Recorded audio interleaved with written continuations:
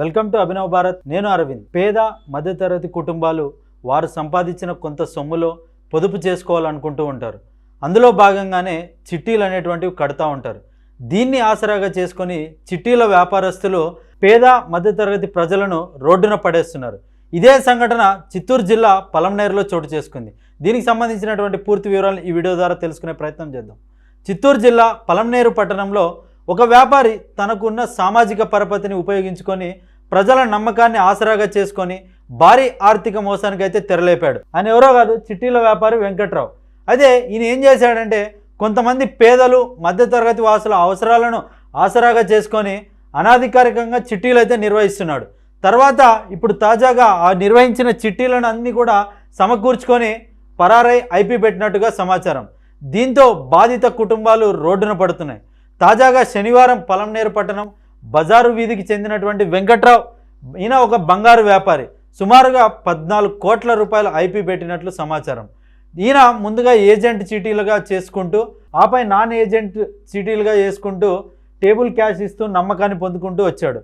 ఆపై చీటీ ఎత్తిన వారికి ఆ డబ్బు మా వద్దనే ఉంటే 100కి 3 రూపాయలు వడ్డీ ఇస్తామంటూ కూడా ఎవరైతే ఈ చీటీ పాడుకొని డబ్బులు తీసుకుంటారో వారికి డబ్బులు ఇవ్వకుండా ఈయన దగ్గరే పెట్టుకొని మీకు వడ్డీ ఇస్తామంటూ అలా అనేక మందితో వసూలు చేసుకొని కొన్ని కోట్ల రూపాయలకైతే ఈరోజు ఐపీ పెట్టాడు. చాలామంది వందల మంది కుటుంబాలను ఈరోజు రోడ్డున పడేశాడు ఈ వెంకట్రావు. అయితే ఇక్కడ ఏం జరిగిందంటే ఈయన ఒక చిట్టీల వ్యాపారి, ఈయన అందరితో చిట్టీలు వేసుకుంటూ నెల నెల పాడుతూ ఉంటాడు ఏజెంట్ చీటీ అని చెప్పేసి. తర్వాత సాధారణమైన చీటీలు ఎవరైతే పాడుకుంటారో వారికి డబ్బులు చెల్లించకుండా ఆ డబ్బుల్ని వీరే ఉంచుకొని మీకు వడ్డీకి ఇస్తాం, మీరు తీసుకెళ్తే ఏం చేస్తారు, మీ దగ్గర ఉంటే ఏం లాభం, నా దగ్గర ఉంటే వడ్డీకి వస్తుంది కదా అని చెప్పేసి అలా ఆశ చూపించి వారికి వచ్చి రావాల్సినటువంటి డబ్బులు కూడా ఈయన దగ్గరే పెట్టుకొని ఈరోజు దాదాపుగా 14 కోట్ల రూపాయలను ఈయన తీసుకొని పరారవడం జరిగింది. అయితే ఈయన ఒక నగల వ్యాపారి కూడా.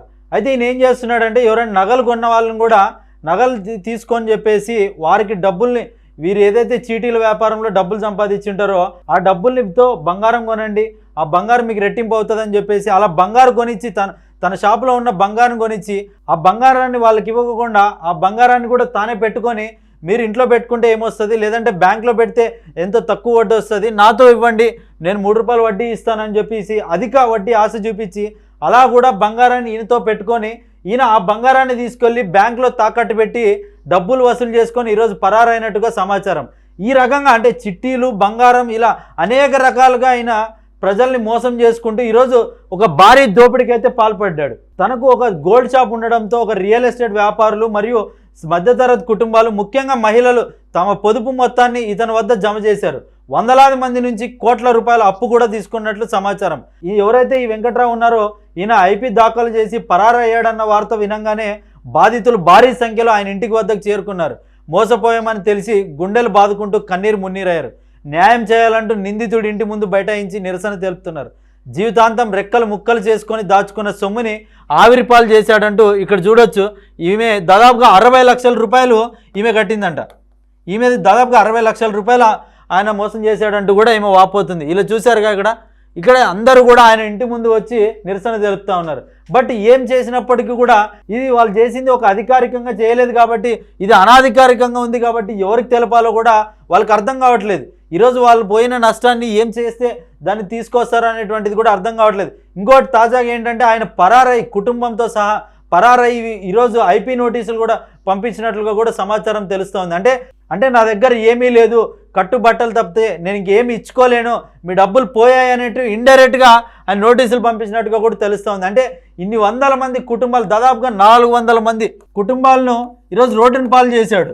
అంటే దాదాపుగా 14 కోట్లు. ఇది అధికారికంగా, ఇంకా అనాధికారికంగా ఎంతనే ఉండొచ్చు అని చెప్పేసి కూడా అంచనాలు తెలుస్తున్నాయి. అందుకనే ఏమంటారంటే అధికారికంగా ఏదైతే ఉంటుందో దానికి మాత్రమే మనం డబ్బుని ఇన్వెస్ట్ చేయాలి, అందులో మాత్రమే డబ్బులు ఇన్వెస్ట్ చేయాలని చెప్పేసి కూడా అధికారులు సూచిస్తూ ఉన్నారు. ఎందుకంటే ఈ చిట్టీలు అనేటువంటిది అనాధికారికమైనటువంటిది. ఎందుకంటే వాళ్ళు ఒక కంపెనీ కాదు, కంపెనీ నుంచి లైసెన్స్ తీసుకోలేదు వాళ్ళపైన చర్యలు తీసుకోవడానికి.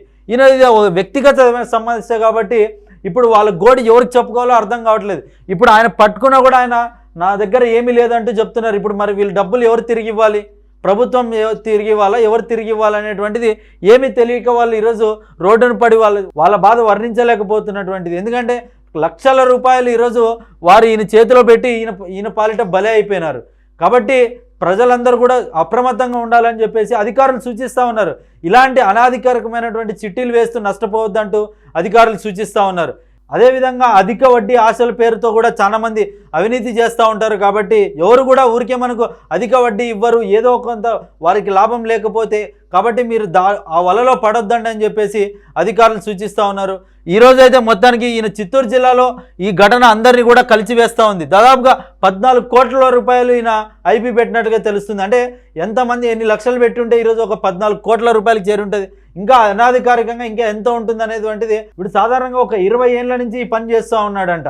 అంటే 20 ఏళ్ళ నుంచి అక్కడ అందరినీ నమ్మకంగా సమకూర్చుకొని ఈరోజు ఒక్కసారిగా భారీ ఎత్తున మోసానికి అయితే పాల్పడినాడు ఈయన. అయితే ఈయనకు సంబంధించిన కుటుంబం అంతా కూడా ఈరోజు అందరూ కూడా పరారిలో ఉన్నట్టుగా కూడా సమాచారం.